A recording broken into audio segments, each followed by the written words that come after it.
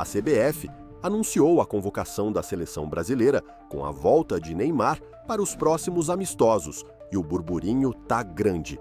O Galvão Bueno já deu sua opinião e soltou o verbo. Fica comigo para ver o que o Galvão falou, a reação da mídia e minha análise pesada sobre a CBF e o Dorival Júnior. Bem, amigos das redes sociais, milhões de amigos das redes sociais, saiu a nova convocação da seleção brasileira, dia 20 agora de março, em Brasília. Jogo contra a Colômbia, jogo difícil e importante. Depois, dia 25, lá em Buenos Aires, contra toda a poderosa Argentina. Mas a grande diferença é que Neymar foi convocado. Neymar volta à seleção brasileira. Então vamos lá, para começar. Olha, não acredito que ninguém que estivesse à frente da seleção brasileira, nenhum técnico no lugar do Dorival, deixaria de convocar o Neymar. Queria saber de vocês, sua opinião lá. Você convocaria o Neymar? E dou a minha. Sim, fosse eu o técnico da seleção brasileira, convocaria o Neymar. A discussão é, para ser o dono da 10 já sair jogando titular? Ou para ficar no banco de reservas e entrar se necessário? Essa é a grande discussão. Mas primeiro vamos lá com a convocação. A lista dos convocados. Goleiros: Alisson, Bento e Ederson. Tudo bem. Defensores? Defensores. Normalmente saem laterais, 4 nomes. Zagueiros, 4 nomes. Aqui saíram os 8 nomes assim: Danilo, Gabriel Magalhães, Léo Ortiz, Marquinhos, Murilo. Todos eles são zagueiros. Há muitos anos eu falo que o Danilo é zagueiro, mas não é lateral direito. E laterais, Wanderson, Werley, 2 laterais direitos, e o Arana, lateral esquerdo, um só, pela esquerda. Meio campo: André, Bruno Guimarães, Gerson, Joelton, Matheus Cunha e Neymar. Tem gente aqui que apareceu no ataque, agora está no meio campo. Atacantes: Estevão, João Pedro, Rafinha, Savinho, Rodrigo e Vini Júnior. Eu não consigo entender a permanência do Danilo na seleção. Mas é o líder dele. Isso me joga na história lá atrás, ao Daniel Alves da Copa do Mundo, que o Tite fez questão de levar quando chegou no jogo com a Croácia, machuca o lateral esquerdo, o Danilo vai para o outro lado, tem que entrar alguém na direita e não entra. O Daniel entra um outro zagueiro, porque o Daniel também era o líder. Para quê? Já fala há muitos anos que o Danilo é zagueiro da Juventus. Perdeu o espaço com o novo técnico da Juventus, brasileiro, por sinal. E vem do Flamengo, está muito bem no Flamengo. É um ótimo jogador, eu respeito muito o Danilo, mas como zagueiro. Então tem 2 laterais direitos, 1 lateral esquerdo, tem 4 zagueiros de área e o Danilo. Para quê? Por quê? Desnecessário. A história passa. Eu passei mais de 40 anos, 45 anos narrando a seleção brasileira, hoje eu faço mais. O tempo passa, as pessoas mudam. A vida é assim. Tá certo não, Dorival? Vamos lá. Aí vamos para o meio campo, o ataque. E chegamos no caso do Neymar. Reparem que Paquetá não estava na convocação. Foi dito que não era para se fazer nenhuma pergunta na coletiva sobre quem não estava convocado, mas o próprio Dorival falou do Paquetá. Aí ele machucou aqui, voltou, machucou ali, voltou, machucou ali, talvez estivesse pronto para o segundo jogo. Gente, o Paquetá vive uma situação dramática, um momento dramático.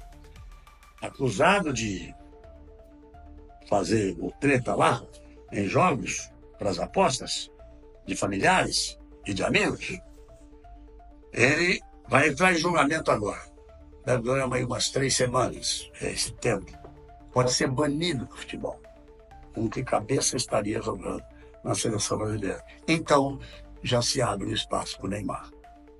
Bruno Guimarães e Gerson não venceram os titulares? Dá para jogar com o Bruno Guimarães, com o Gerson e com o Neymar.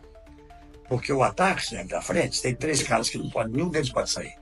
Rafinha, Rodrigo e Vini Júnior. Nenhum deles pode sair. Até contra a Argentina, se quiser fechar um pouco, jogar com André, com o Bruno, pode jogar o Neymar. E aqueles 3 atacantes. Ou, de repente, o Neymar sai, a Rafinha vem para o meio, o Savinho entra para a direita. Então, o espaço está ali. no entorno da vaga deixada pelo Paquetá, que está fora da convocação, com a presença do Neymar. E vou dizer mais uma coisa. Não acredito que Dorival tenha colocado o Neymar para ser reserva e entrar durante o jogo. Pode até sair, se não aguentar os 90 minutos de jogo muito duro. Mas acho sim. E eu escalaria o time do meio campo para frente, não sei o que você pensa, com Bruno, Gerson, Neymar, Rafinha, Rodrigo, Vini Júnior e bora para cima deles. Aí você vai ficar falando aqui a vida inteira, não tem explicação. Sei lá, o Dorival tá perdido, né? Eu acho que o Dorival tá perdido. Eu não vejo no Dorival, assim, condição de... Sei lá, não é que não tem condição, não tem expectativa de que ele faça um grande trabalho. Desde que ele ficou fora da rodinha ali, levantando o dedinho para poder participar da conversa, acho que já ficou claro, né? E a gente vai ter o quê? Uma seleção até subserviente tecnicamente ao Neymar, vai fazer tudo para o Neymar se sentir à vontade, como se estivéssemos em 2012, 13, antes da Copa do Brasil. Eu acho que para o Neymar não é bom. O ideal para ele agora é até usar essa data FIFA para ele dar uma parada, né? Dar uma condicionada física melhor. Ele está tendo uma sequência boa de jogos, não se machucou. Vai ter esse jogo contra o Corinthians, se o Santos passar, vai ter a final. Então era um momento até bom para o jogador dar uma parada, se recuperar. O Neymar, quando o Neymar é convocado, certamente o Dorival já vai se ver assim, obrigado a escalar. Já tem que fazer o time girar em torno dele. Será que faz sentido, depois de longa inatividade, alguns jogos... O que eu falei para o Corinthians vale para o Santos. São jogos do Campeonato Paulista contra times pequenos, em sua maioria. É o bastante? Para que essa pressa? O Neymar ficava treinando, se recuperando, melhorando sua condição física, preparando-se para a final. Aí mais adiante chama. Os jogos são contra a Colômbia e a Argentina, jogos pesados, jogos duros, né? Seleções fortes.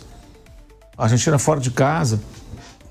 Então, sinceramente, parece assim... E o caso do Hendrick não tem explicação.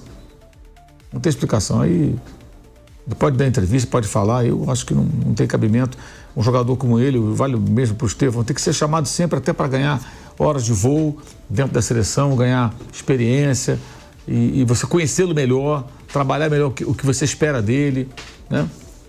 Enfim, não tenho nenhuma expectativa com relação a esse trabalho. Sinceramente, zero. Pô, essa convocação tá cheia de polêmicas, hein?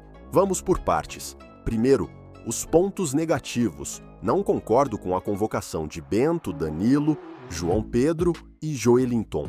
O Bento tá mal na Arábia Saudita. Conversando com jornalistas que cobrem o campeonato, eles me disseram que ele tem falhado muito. Eu colocaria o Hugo Neneca, do Corinthians, no lugar dele, que tá em grande fase no Brasil. O Danilo, então, não faz sentido nenhum. Ele é reserva no Flamengo e era reserva na Juventus também. Ainda mais com o Dorival não convocando um lateral esquerdo, seria muito melhor chamar o Caio Henrique ou o Carlos Augusto. Talvez Dorival esteja pensando em uma formação com 3 zagueiros, e aí o Danilo poderia ser útil, mas aí é outra história. O João Pedro também não deveria estar aí. Em teoria, ele seria o único 9, mas ele não é um 9 de ofício, é mais um falso 9. E para essa função já temos Matheus Cunha, Rodrigo, Vinícius e até Neymar. Os números do João Pedro no Brighton não são lá grandes coisas. Eu traria o Hendrick, que mesmo sendo reserva do Mbappé no Real Madrid, tem muito mais aproveitamento como reserva do que João Pedro como titular. E ser reserva no Real é bem melhor que titular no Brighton, né? O Hendrick tem potencial de craque. Se não for ele, eu chamaria o Igor Jesus, do Botafogo, mesmo ele não estando em seu melhor momento. O time está sem treinador, e isso prejudica todo mundo. Mas ele é um centroavante de verdade, que briga com zagueiros, faz pivô e pode ser crucial numa bola aérea em emergências. O ideal para mim seria o Pedro, mas vamos ver quando ele voltar da lesão no joelho. E o Joelinton, beira ao absurdo. Temos o Ederson da Atalanta jogando muito mais. Ele é físico como o Joelinton, mas com qualidade de passe, visão de jogo, saída de bola impecável, mapeia o campo todo e está sendo cobiçado por gigantes da Europa. Difícil ele ficar na Atalanta na próxima janela. Joelinton não está no mesmo nível. Agora, os acertos. A volta do Neymar é uma unanimidade. Nenhuma seleção mundial abriria mão do seu melhor jogador. E ele já demonstrou em entrevistas que quer voltar forte. Gostei também da convocação do Wesley do Flamengo, que está destruindo e, como o Felipe Luiz disse, vai escolher onde jogar na Europa na próxima janela. E o Matheus Cunha, que está absurdamente bem no Wolves, com 12 gols, pode virar o artilheiro brasileiro da Premier League numa temporada, superando o Firmino, se não me engano, com 15 gols. Ele é o melhor brasileiro na Inglaterra hoje. Temos ótimos nomes e, se não funcionar, a culpa disso tudo está na CBF e no Dorival Júnior. A CBF está sem planejamento, sem visão para montar uma seleção competitiva com os craques que temos. Alisson, Vinícius, Rodrigo, Rafinha, Bruno Guimarães e ainda o Neymar.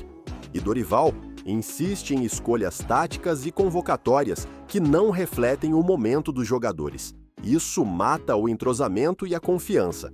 Os amistosos contra a Colômbia, dia 20, e Argentina, dia 25, vão ser decisivos. E eu, como brasiliense, estarei no jogo contra a Colômbia aqui em Brasília. Então podem esperar muito conteúdo da seleção no canal nesses dias. Não dá para aceitar essa mediocridade, Brasil.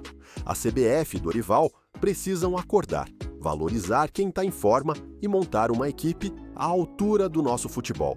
E vocês? O que acham dessa convocação? Comentem aí, deixem aquele like maroto e se inscrevam no canal para mais análises pesadas como essa. Vamos juntos cobrar uma seleção de verdade.